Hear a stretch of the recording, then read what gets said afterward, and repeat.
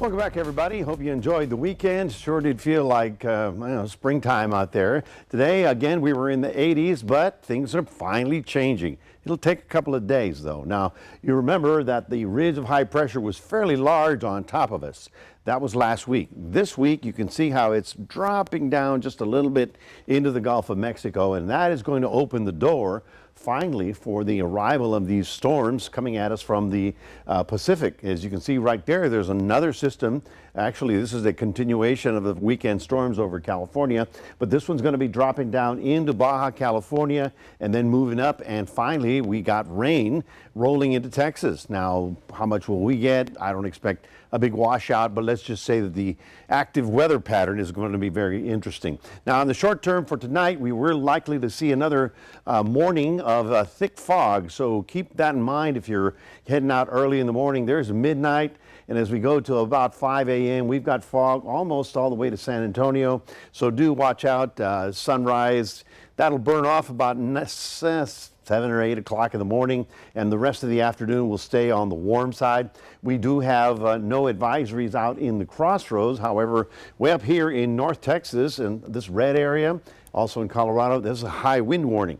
What's happening is the winds are going to be blowing in that direction as that storm starts moving across the Rockies. They're going to be getting some precipitation there too. The interesting part is that that low that you saw in California is going to come very low. And as it comes low, it's also going to pick up some moisture off the Pacific. There you see the very heavy rain that's actually rolling through Northern California. They really had just storm after storm after storm.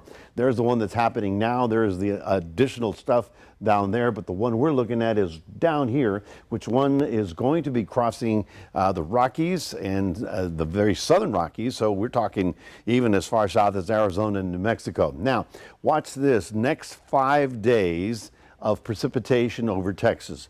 We start today on Monday, we go to Tuesday, and then Wednesday, there you see it. By the time we get to Tuesday, you'll see it out here, and then Wednesday it'll start moving into North Texas.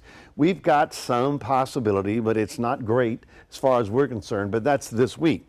We're just looking for thick clouds and a few little sprinkles, but you will notice that temperatures are finally going to be dropping. There it is. We're going to be in the 80s, in the 80s, in the 80s, and then what happens on Saturday? Well, that north wind blows in, and all of a sudden our temperatures are going to be dropping fairly significantly. Now, here's a good view. Monday, still high pressure or higher pressure, watching the west coast.